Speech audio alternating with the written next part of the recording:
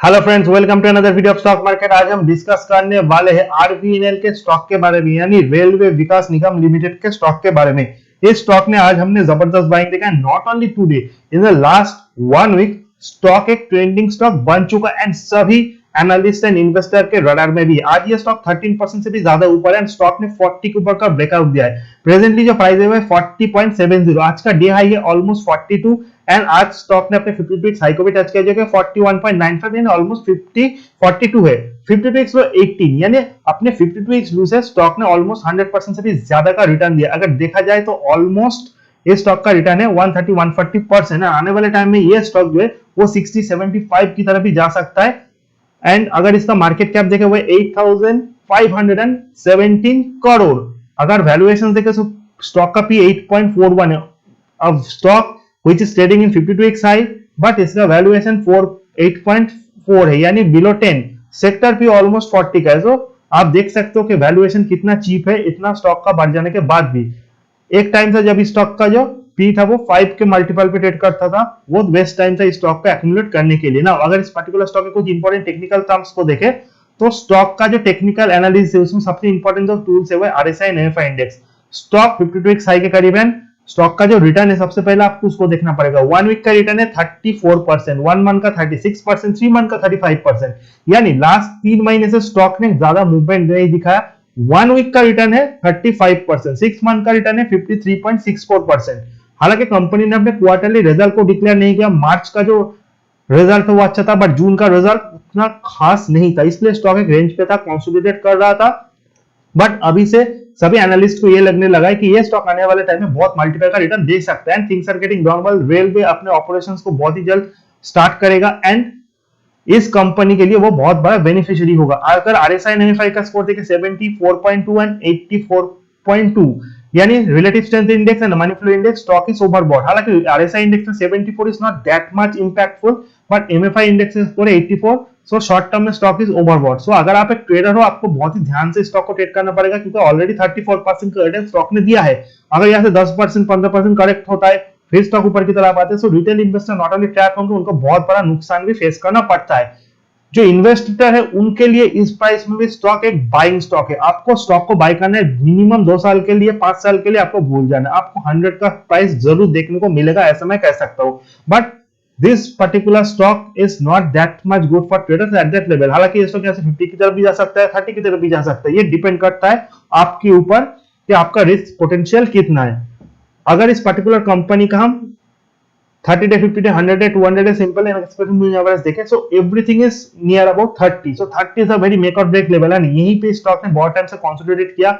Last 1 week का जो return है ना वो 30 के ऊपर से ही है, 31.5 जो कि 20 डे एक्सपेक्टेड मूविंग एवरेज है। तो 30-31 जहां से स्टॉक ने इतना रिटर्न दिया एंड एट दैट मोमेंट 40 के करीब आया है। सो नियर बाय उतना बड़ा कोई सपोर्ट नहीं है, only psychologically 35 is a big support for you. आने वाला रेजिस्टेंस क्या है? Stock in the blue sky territory zone almost 52x high के करीब है। सो रेजिस्टेंस 41.18 है, इसको क्रॉस करेगा तो स्टॉक का वैसा कोई टेक्निकली रेजिस्टेंस नहीं बनता। बट यहां से अगर आपको स्टॉक को बाई करना है उसको ट्रेड करना है तो रेजिस्टेंस के हिसाब से 38.87 एंड 37.38 का रेजिस्टेंस स्टॉक ने ब्रेक किया।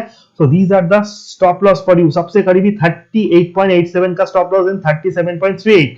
आप अपने रिस्क मैनेजमेंट के हिसाब से in this particular stop loss को लगा सकते हो। Psychologically 35 and then 30। I don't think so कि 30 को ये हिट करेगा until and unless something very negative happen in the market or this particular stock, but everyone is bullish। But stock 33% 34% बढ़ चुका है, सो बहुत संभाल के आपको ट्रेड करना पड़ेगा। किसी एनालिसिस के भरोसे आप ब्लाइंडली स्टॉक को बाय नहीं कर सकते। आपका हार्ड अर्न मनी है, आपका कैपिटल है, सो आई डोंट थिंक सो आपको इसको गंवाना चाहिए। बहुत सारे ऐसे भी स्टॉक है जो स्लो मूवर है बट वैल्यूएशन इज अट्रैक्टिव। आप उन स्टॉक को पिक कीजिए, वहां पे इन्वेस्ट कीजिए, आपको अच्छा खासा रिटर्न भी मिलेगा एंड आपको बहुत ज्यादा रिस्क लेने की जरूरत भी नहीं है ना। अगर इस कंपनी का फंडामेंटल चीजों को देखें तो इसका जो पीयर्स है उसमें जाना माना कोई ऐसा तो नाम नहीं है।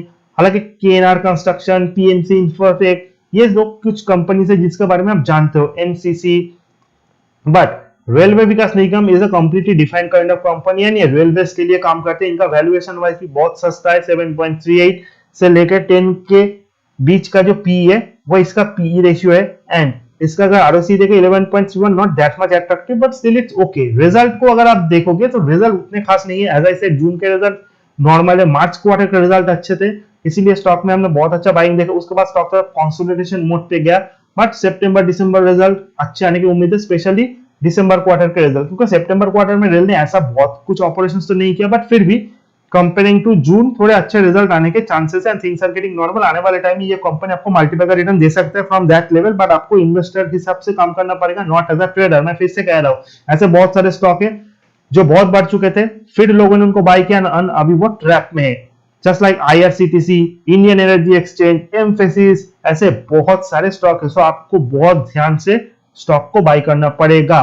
अगर आपको ट्रेडर हिसाब से काम करना है तो स्ट्रिक्ट स्टॉप लॉस आपको मेंटेन करना है to protect your losses. But मैं आपको ट्रेडिंग करने का सलाह बिल्कुल नहीं दूंगा इन दिस पर्टिकुलर स्टॉक। अगर कलेक्शन में 35 के करीब मिलता है then definitely you can buy for a long term, and at that moment भी आप इन्वेस्टर के हिसाब से सोच रहे हो तो 5 इयर्स के लिए आप स्टॉक को बाय कर सकते हो, आपको 100 तक का टारगेट मिल सकता है। अगर इस कंपनी के नेट प्रॉफिट को देखें 232 करोड़ था जून क्वार्टर, जो मार्च में 313 करोड़ और दिसंबर में 281 करोड़ था। सो कंपनी के रिजल्ट में हमने ग्रोथ देखा, कंसिस्टेंस। कुछ क्वार्टर में कंपनी का रिजल्ट बहुत अच्छा था, नियर 250-300 करोड़, कुछ क्वार्टर्स में कंपनी का रिजल्ट 100-140 करोड़ के करीब था। सो 232 is not a bad result, but अगर मार्च क्वार्टर का रिजल्ट 300 करोड़ से ऊपर था, सो मार्केट एक्सपेक्ट कर रहा है 300 प्लस 350 करोड़ का प्रॉफिट। अगर इस लेवल को कंपनी अचीव करता है, सो आगे वाले टाइम में 50 की तरफ भी स्टॉक मूव करेगा। अगर रिजल्ट बिलो एक्सपेक्टेशंस रहते तो डेफिनेटली स्टॉक को पनिशमेंट भी मिलेगा। सो इसीलिए मैं कह रहा हूँ रिजल्ट तक वेट कीजिए। अगर आपके स्टॉक में फ्रेश पोजीशन बनाना है तो अगर इन्वेस्टर आप इसी प्राइस में भी स्टॉक को बाय कर सकते हो। अगर 35 तक भी स्टॉक आए तो आपको पैनिक नहीं करना है। अगर इस पर्टिकुलर कंपनी का सबसे लास्ट में शेयर होल्डिंग पैटर्न देखें, मोमोस के पास 78.20% स्टेक है, टीआई का पास 9.10, public holding 12.44, the FI holding is very less 0.26 only, but public holding 10% के ऊपर है। सो उतना पैनिक का भी बात नहीं है। ये था इस पर्टिकुलर स्टॉक को लेकर मेरा एक short term analysis. Video informative अच्छा लगा, चैनल को लाइक, सब्सक्राइब और शेयर करना मत भूलिए। See you in the next video, till then good bye.